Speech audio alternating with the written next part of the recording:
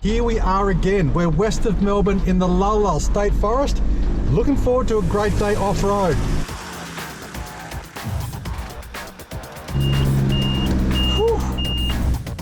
That's some serious workout. Whoa, sheesh. Any hard stuff, I'm happy to take the wheel. Going, power in, keep going, keep going, keep going.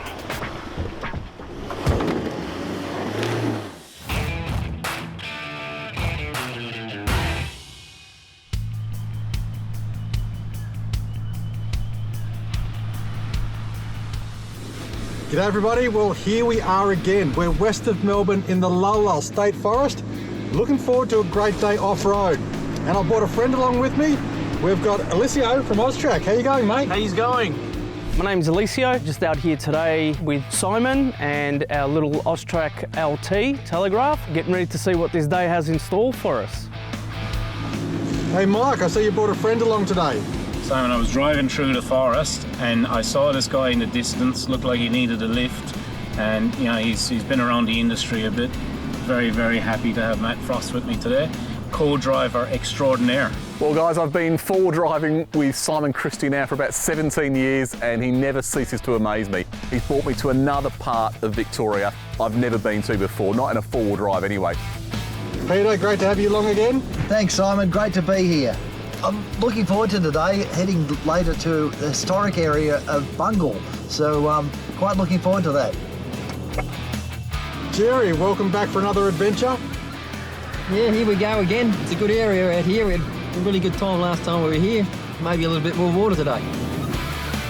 We met up this morning in Blan and made our way into the forest. Started to get our tyres down, let the air out of them, get them down to about 20 psi. Now the trailer is a lot lighter than the vehicle itself. On the truck we're going down to about 20 psi. On the trailer I'm aiming for 15 and that should be perfect for the terrain we're tackling today. Alright, just looking for a tight turn onto what's called an unnamed track on the map. I think I've found it. I'm going to take it a little bit wide, but looks like a good little track.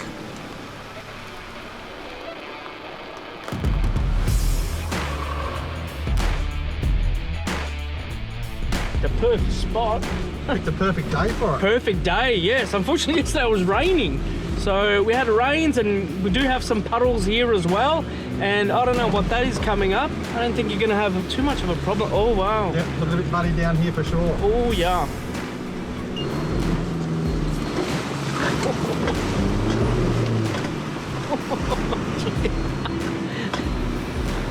My God. Looking good.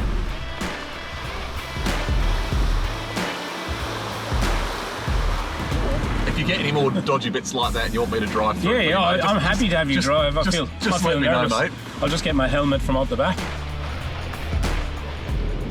Whoa, sheesh.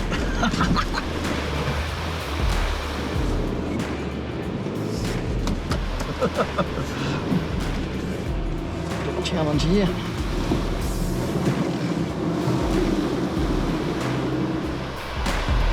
Went through some of the puddles, started to get out of that and get into some of the Crayley country. And guess what? Simon did a bead on the Iveco. Simon managed to get a stick jammed between the tyre bead and the rim. What's going on here? He goes, oh, it's okay. We just got, a bit of debris stuck in the rim. Bit worrying, but amazing crew and all the tools. Lowered the pressure down and then got it all sorted, pumped it back up and away we go. It's really, really interesting to seeing just everyone coming together and having the right equipment for that time. Hey Mike, I know we're only out here for a day, but what sort of preparation would you put in for a trip like this? Well, the start of the day, Simon, is something I always think about prep-wise is just the simplest little things. Higher deflator, pre-trip inspection, so go over what you're taking. So in your case today, you're towing a camper trailer and you've got the big Iveco. So just checking to make sure that you've got all your safety gear inside, you've got your jack to lift it up if you need to change a wheel or a tyre. We continued on a bit further, some quite tight tracks, and as we rounded one corner, there was a tree laying right across the track. We could not get past it, there was no way around it. So being prepared to carry something in your vehicle that can clear trees, whether it be rope, snatch, chain, whatever you can to get it out of the way. In our case, we had a few axes today and a very strong bloke. Simon's doing his impersonation of Jack O'Toole and cutting into the tree. While Simon was chopping the tree, I thought it was an opportunity to have a cup of tea. Then I got ragged for hard work while he was doing all the hard work and I was having a cup of tea, but it suited me fine. That was intense.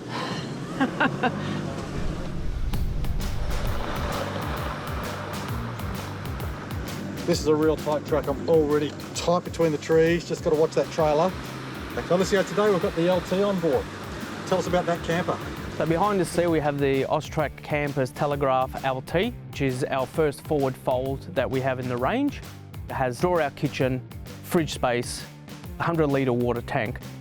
So you can carry jerry cans as well on the side. As you go inside, on your left-hand side, you do have a double bed. And on the right-hand side, you do have your couch or lounge. Definitely built for off-road with independent suspension, coil set up throughout. Literally whatever you can throw at it, it can handle it. And after an exhausting day of that, come back, set up, doesn't take you long, and you're ready set for the night. This whole area is littered with mine sites. In fact, just up ahead we should come across something. Cool, old mine site. No gold out here, this is all iron mines. It was actually an iron mine, which threw me because I thought this was predominantly a gold mining area. Every type of mining has been done in this area, way back from when the Chinese and the first settlers came through this area to mine. It was really interesting to see the construction and the depth, and it's still there. I use them as a bit of a tourist attraction. Well, that breaks it up. You're out here for a day's exploring. Nice craily track, nothing too crazy, just low gear, make your way down it. And then as we came over the top of the hill and started heading down, there was just a magnificent view out on the left. This is, oh, okay.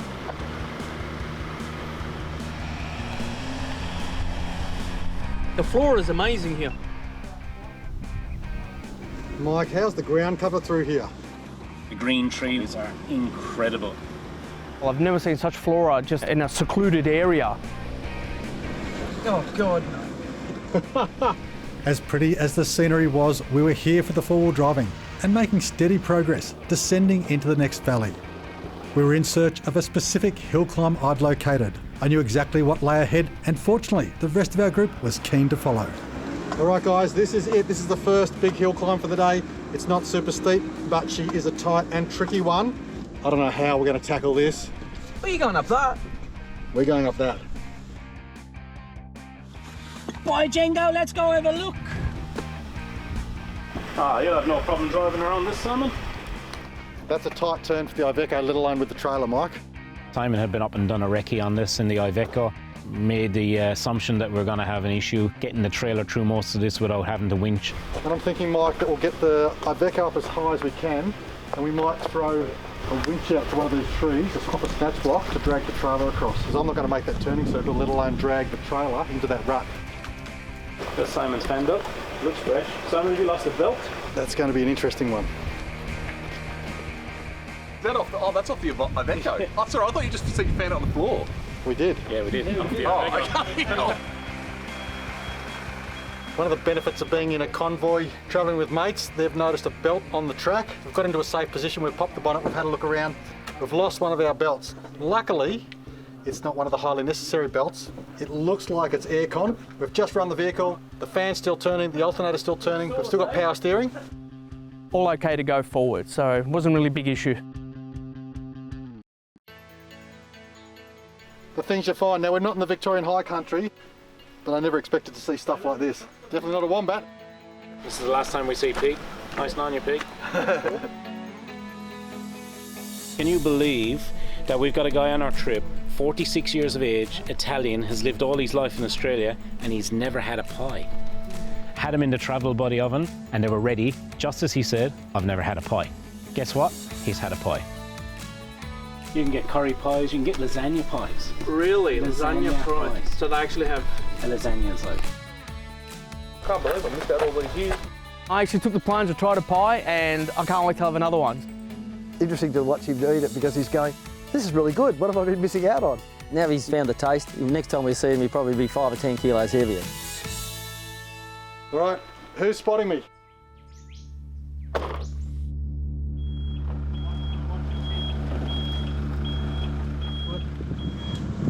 It's a nice tight corner. Gee, she's worn out on that left-hand side. It's nice and deep. And the whole idea is that we want to keep the trailer off that side bank. Yeah. So, why don't we build this up so to get the height up so you don't scratch the trailer? We've got the boys out there filling the rut.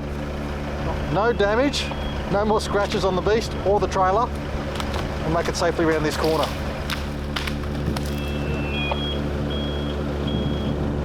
I'm talking just about major micro.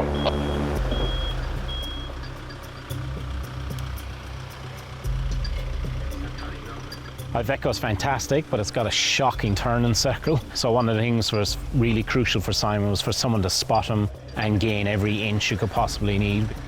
Stop.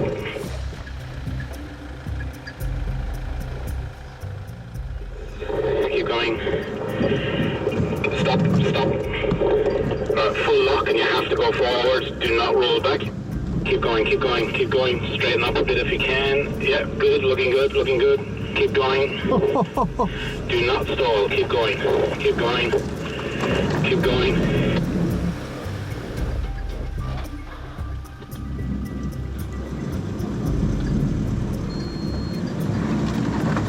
into it.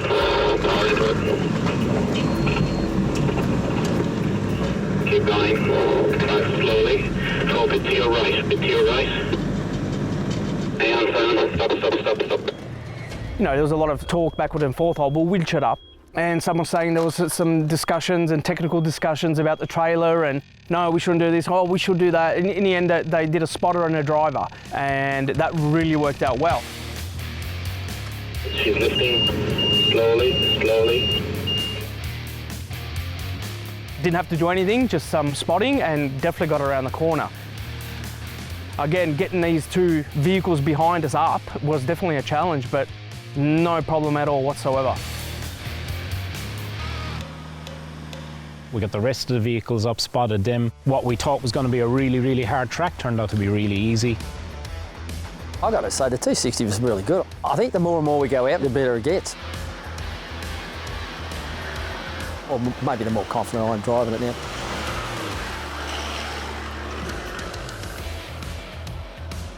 Matt jumped into the driver's seat. Absolute privilege to have someone of his calibre in the vehicle.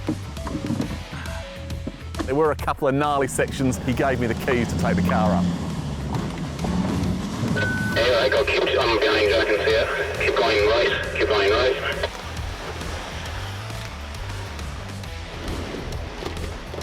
Power on. Managed to get the car through without any damage or scratching. Hard right, so you go around the corner. Hard right. Power on. The side is certainly nice and grippy.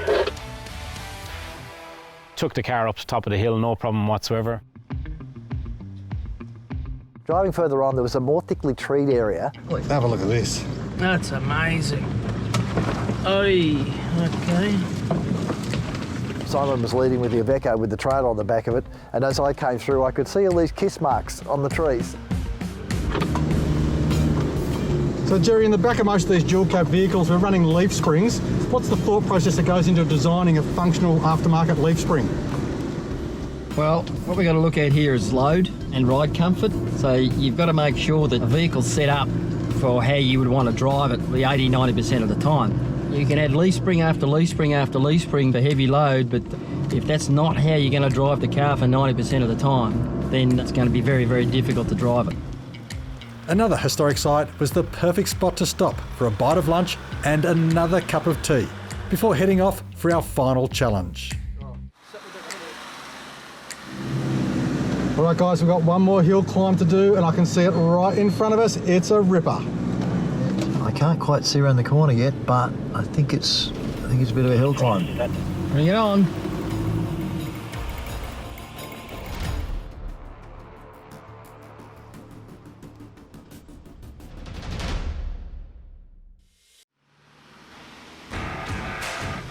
As we're moving through transit, Simon did say it was the last hill we're going to climb, and I'm a bit worried because some of these hills are quite big. Last hill climb for the day. We're in low range, centre diff lock on, rear diff lock on. And Alessio is hanging on for dear life. Yeah, a little bit. Not super steep, but just enough to keep it interesting. Trailer's tracking beautifully through there, handling those ruts.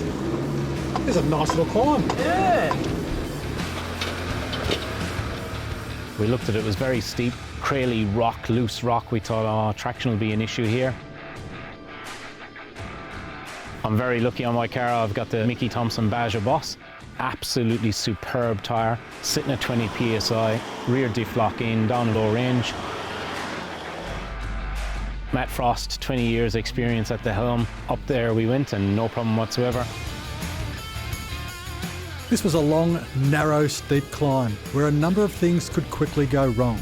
So just in case any recoveries were needed, we were all set with winches up front and rated recovery hitches at the rear. From a safety perspective, it's always better to use a receiver hitch. Tow balls are not designed for a spike load.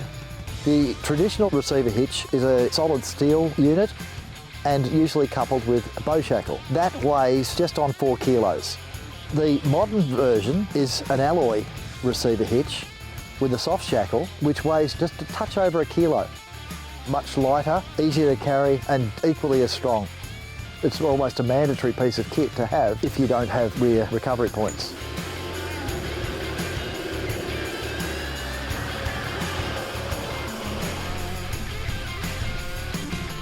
From the bottom, the hill looked quite daunting. Once we got going, it wasn't too bad at all. The only issue we had when we got to the top was turning space. When we get to the top of that hill, we want to go right, but there's no way knowing that the Iveco can make a right-hand turn with that trailer on there.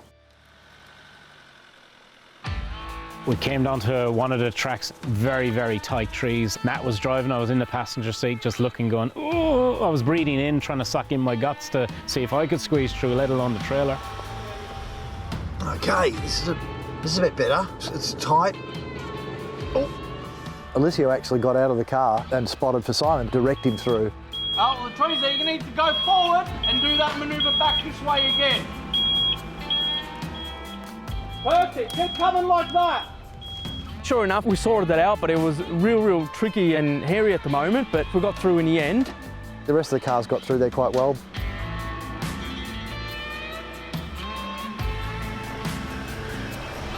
As I feel like it was going to come to an end, we get approached by 2 narrowing trees, and this is again more navigation skills.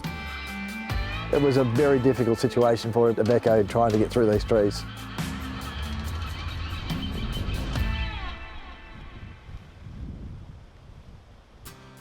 One of the great things in the area that we got to see today was some of the iron mine where you actually pull the iron out of the ground. And just here below us, we actually got to see the blast furnace that separates the iron out from the rock. Quite characteristic of this region. You can think you're in the middle of nowhere and there'll be some great old relics from the mining days. Simon said, hey, let's go for a walk. So myself, Matt and Simon had a look down. It's looking out over the reservoir over there. It is spectacular. It's still intact. It's one piece. It's beautiful brickwork. There's a really old train station as you're turning into Lal Lal. There's mine sites. There is a lot of history in the area and it is an historical site. Lal Lal State Forest has been absolutely spectacular. The scenery, the shrubs, the fauna, everything that's inside here is just incredible. It's a spot you really want to explore. My first experience with the 4-wheel drive TV crew and seeing all these vehicles coming around and the people and their knowledge and what they can bring to an experience like this.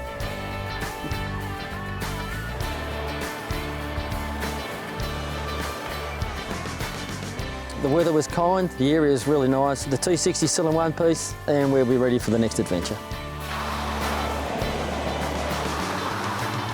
Had an absolute cracking day today, exploring a number of tracks, very impressed as usual.